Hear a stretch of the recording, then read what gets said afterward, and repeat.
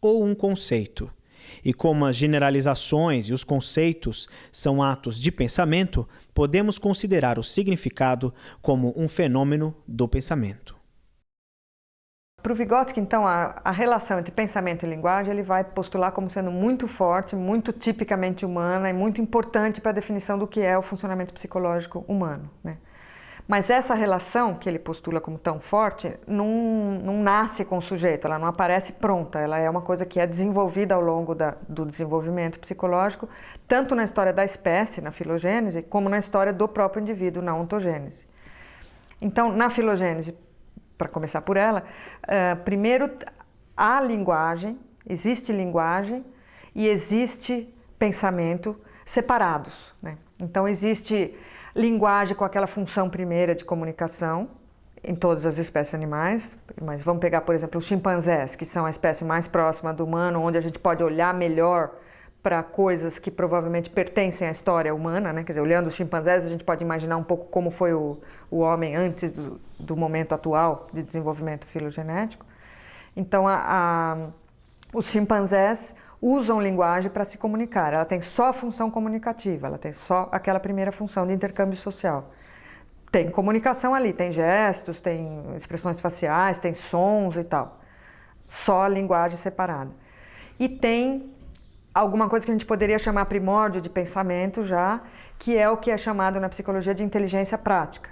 Os chimpanzés são capazes de resolver problemas no mundo concreto de uma forma já que a gente poderia chamar de inteligente, no sentido de que ele atua sobre o ambiente, ele resolve problemas, ele busca soluções e tal, mas de uma forma inserida num contexto perceptual imediato. Então ele é capaz, por exemplo, tem esses experimentos bem conhecidos na psicologia, o chimpanzé é capaz de empilhar uns caixotes para alcançar umas bananas que ele não alcança só com o corpo dele, ele é capaz de pegar uma vara e puxar uma fruta que está fora da jaula com a ajuda da vara, quer dizer, ele está usando o instrumento, ele está agindo ativamente sobre o ambiente para solucionar um problema, então ele está usando uma inteligência prática, mas que é chamada de prática porque ela não tem nenhum componente simbólico.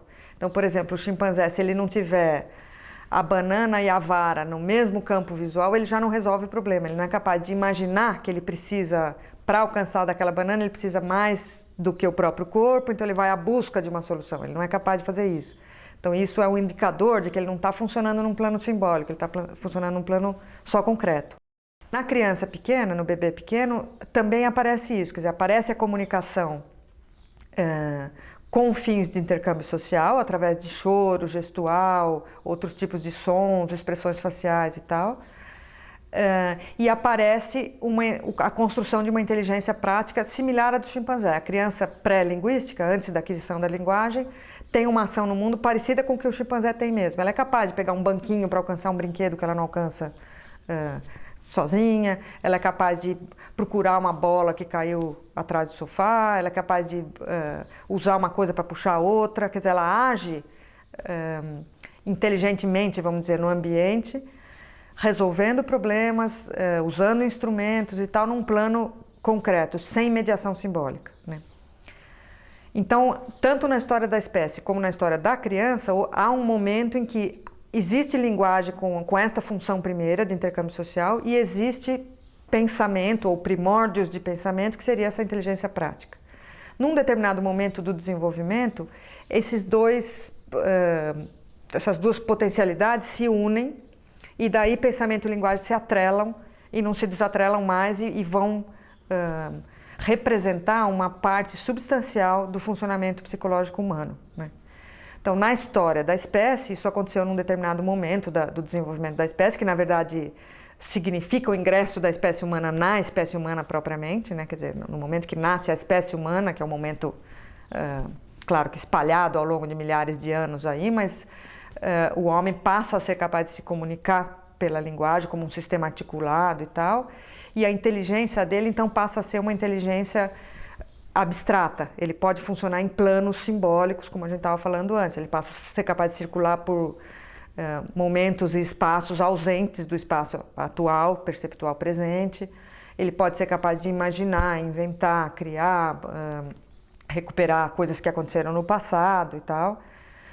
Então ele tem uma inteligência, ele passa a ter uma inteligência, um pensamento de natureza simbólica.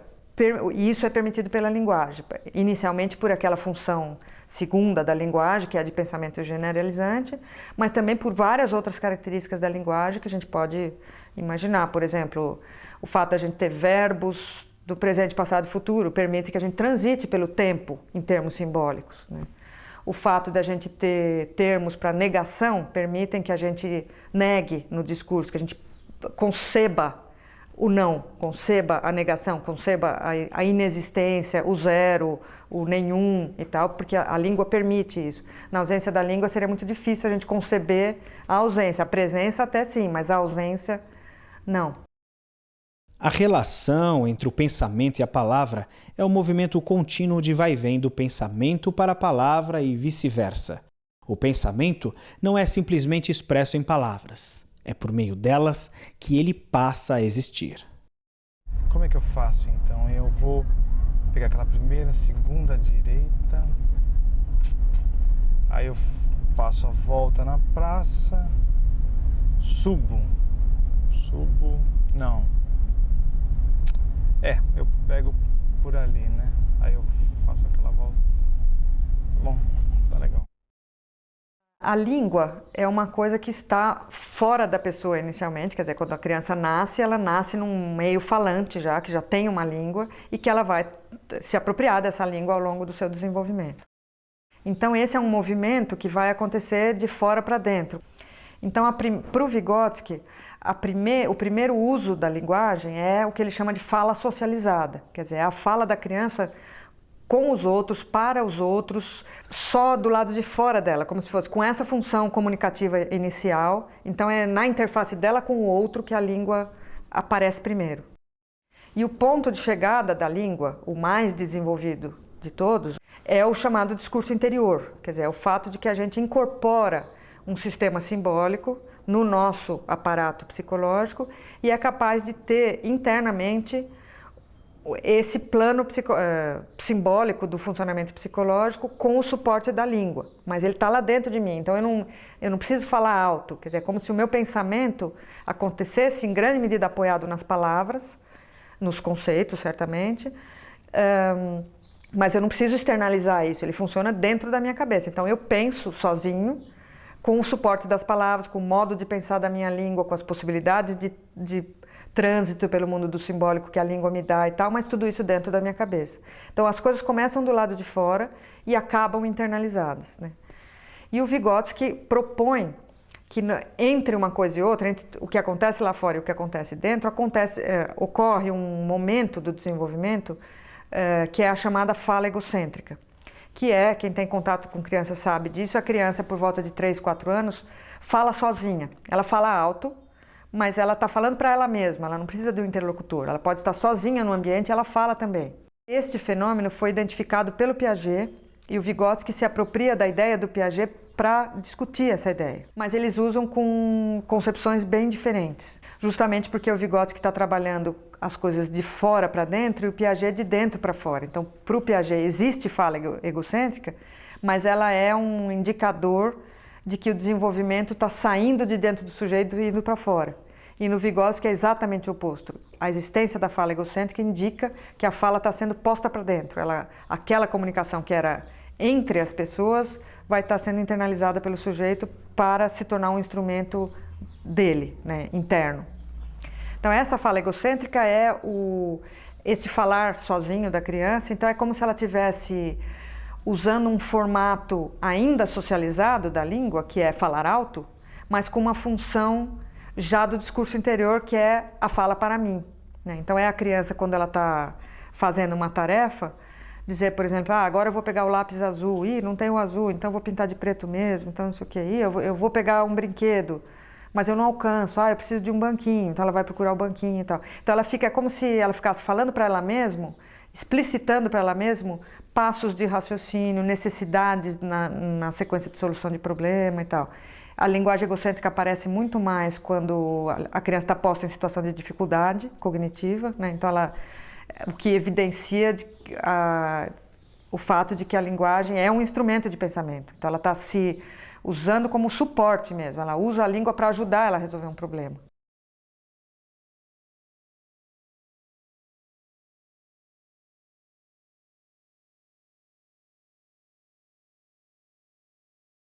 As relações entre desenvolvimento e aprendizagem são um aspecto bem importante da teoria do Vygotsky, porque ele trabalha muito nesta área de psicologia ligada à educação e tal, e por causa de um postulado básico da teoria dele, que é o fato de que o desenvolvimento se daria de fora para dentro, né? O desenvolvimento humano, por causa da importância da cultura, por causa da importância da imersão do sujeito num mundo humano em volta dele e tal, a ideia de que o desenvolvimento se dá de fora para dentro é tão importante para ele e, portanto, a aprendizagem aparece como uma coisa extremamente importante na definição dos rumos do desenvolvimento, né? Então, para o Vygotsky, a aprendizagem é que promove o desenvolvimento. É porque o sujeito aprende, porque ele faz coisas no mundo que fazem com que ele aprenda, é que ele se desenvolve. Então, é como se a aprendizagem puxasse o desenvolvimento do sujeito, e isso também está atrelado à ideia de que o caminho do desenvolvimento está em aberto, né? Quer dizer, como a cultura, em grande medida, vai definir por onde o sujeito vai, e também a especificidade de cada sujeito vai ser definida na sua interface com o mundo, nas suas experiências de aprendizagem, nos seus procedimentos microgenéticos, como a gente viu anteriormente. Então, o fato de aprender é que vai definir por onde o desenvolvimento vai se dar, né? É interessante a gente pensar que este é um ponto bem forte de contraponto entre o Vygotsky e o Piaget, porque para o Piaget, como o desenvolvimento se dá mais de dentro para fora, tem um motor endógeno de desenvolvimento que impulsionaria o desenvolvimento psicológico, para o Piaget esse movimento é o oposto, quer dizer, por desenvolver-se é que o sujeito pode aprender, né? Então ele aprende porque ele está em determinado estágio de desenvolvimento. E para o Vygotsky é mais ao contrário, que ele se desenvolve porque ele aprende. Cachorro verdadeiro. É seu amigo, cachorro. Au! Yes. Agora vamos ver se um é maior e o outro do mesmo tamanho. É um amigo.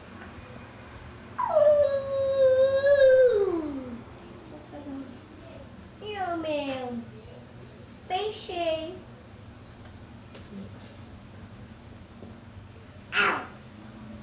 Uma atividade interessante da gente focar com relação a isso é o brinquedo, a brincadeira ou o jogo simbólico, como é chamado, ou o jogo de papéis, que é a brincadeira de faz de conta. E este jogo de papéis, para o Vygotsky, é muito importante como um lugar de desenvolvimento, exatamente por causa dessa relação entre desenvolvimento e aprendizagem. Na brincadeira, no jogo de papéis, a criança está, ao mesmo tempo, transitando pelo mundo do imaginário, porque ela é a professora, claro que ela não é uma professora de verdade, ela está brincando de ser professora, então é imaginário, né? Mas, ao mesmo tempo, está regido por regras, né? Se ela vai brincar de escolinha, ela está restrita pelas regras de funcionamento de uma escola. Seja a escola verdadeira ou a escola imaginária da criança, mas tem regras, não pode ser qualquer coisa, né? Então, a imposição de regras é uma imposição que vem do funcionamento da cultura, justamente como os jogos de papéis, os jogos simbólicos, o jogo de faz de conta, ele é uma mímica, vamos dizer, das atividades do mundo adulto. Ele traz para dentro do mundo da criança as regras de funcionamento do mundo adulto. Então, é um jeito de realizar uma atividade tipicamente infantil, que envolve a aprendizagem e promove desenvolvimento. Quer dizer, é como se a criança fosse puxada para diante daquilo que ela é capaz de fazer como criança no momento da brincadeira. Então, ela se aproxima do papel de mãe e ela, claro, não é mãe na vida cotidiana dela. No brinquedo, a criança se relaciona com o significado das coisas e não com os próprios objetos. Por exemplo, ela pode pegar um toquinho de madeira e fingir que é um carrinho. Então, ela está se relacionando com o significado de carro e não com o objeto toco de madeira. Então, isso também promove para ela um descolamento do mundo perceptual imediato e faz com que ela se relacione com o mundo dos significados. Então, também ajuda ela a entrar nesse trânsito do mundo simbólico, das representações, da língua e das relações daí entre pensamento e linguagem, etc. Então, o brinquedo é um bom exemplo de como atividades realizadas do lado de fora que constituem aprendizagem, promovem o desenvolvimento num caminho tipicamente humano definido por um percurso que está atrelado à cultura. Desenhar e brincar deveriam ser estágios preparatórios para o desenvolvimento da linguagem escrita das crianças. Os educadores devem organizar todas essas ações e todo o complexo processo de transição de um tipo de linguagem para outro. Devem acompanhar esse processo através de seus momentos críticos, até o ponto da descoberta de que se pode desenhar não somente objetos, mas também a fala.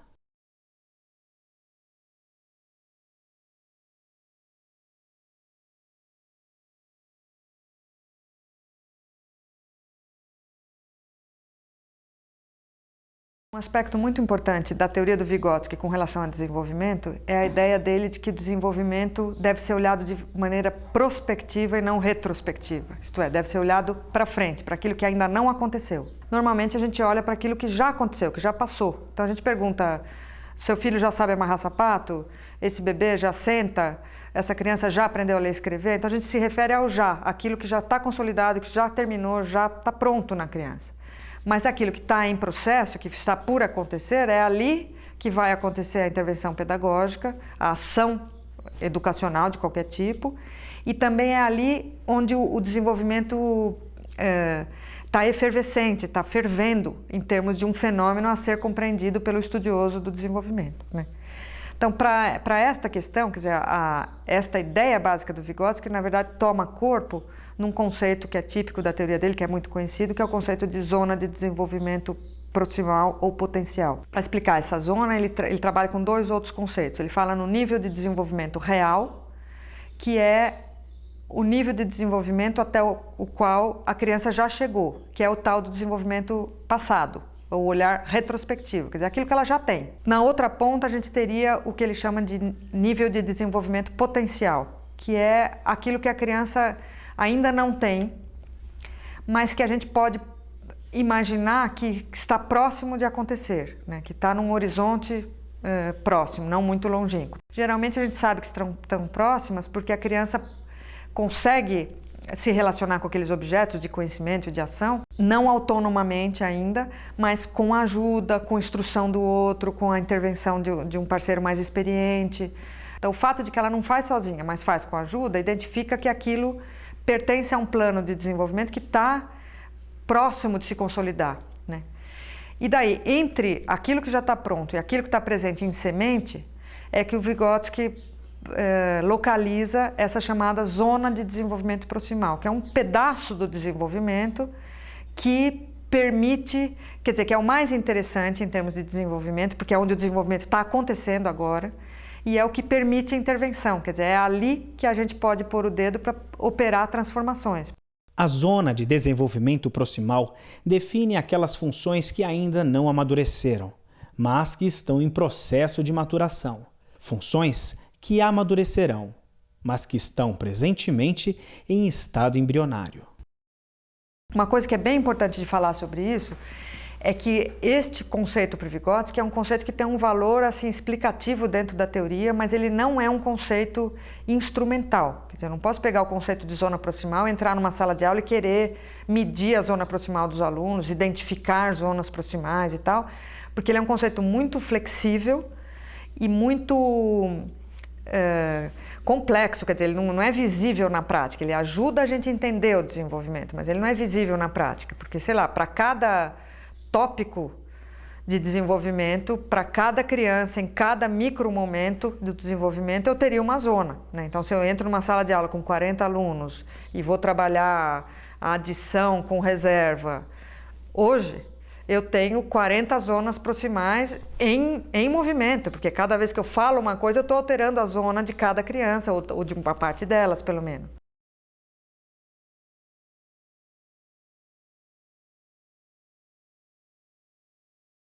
Um aspecto muito peculiar assim, da teoria do Vygotsky, muito central nas concepções dele sobre desenvolvimento, aprendizagem e tal, é a importância da intervenção das outras pessoas no desenvolvimento de cada sujeito. Então aqui entra uma coisa bem importante para o Vygotsky, que é assim, a importância desse mundo humano, dessa cultura, do outro social e tal, mas não em termos de um ambiente onde o sujeito está simplesmente imerso, né? Não é como se fosse um caldo onde a gente tivesse posto lá dentro e passivamente fosse absorvendo informações do ambiente. Ele coloca uma posição muito ativa, primeiro, para o próprio sujeito, quer dizer, ele está se relacionando com um mundo de informações, significados, modos de ser, rumos de desenvolvimento e tal, onde ele também age, né? Ele não é um ser passivo que recebe passivamente a informação do mundo, mas a cada momento da história dele, ele é um sujeito pleno que retroage, que age sobre o ambiente, que dialoga, que impõe significados, que traz a sua subjetividade, seu modo de ver o mundo, a sua própria história, na relação com aquela situação de aprendizagem que promoverá desenvolvimento, né? E, além disso, a influência do ambiente também não está se dando de uma forma só por imersão, quer dizer, o sujeito não absorve informações do ambiente, de um ambiente que é passivo. Ele absorve informações de um ambiente que está estruturado pela cultura. Então, por exemplo, mesmo um bebê brincando sozinho no berço, ele está brincando num ambiente cultural, estruturado pela cultura, porque é dentro de um berço, não é numa esteira no chão, porque é com aqueles brinquedos e não com outros brinquedos, porque é sozinho e não acompanhado.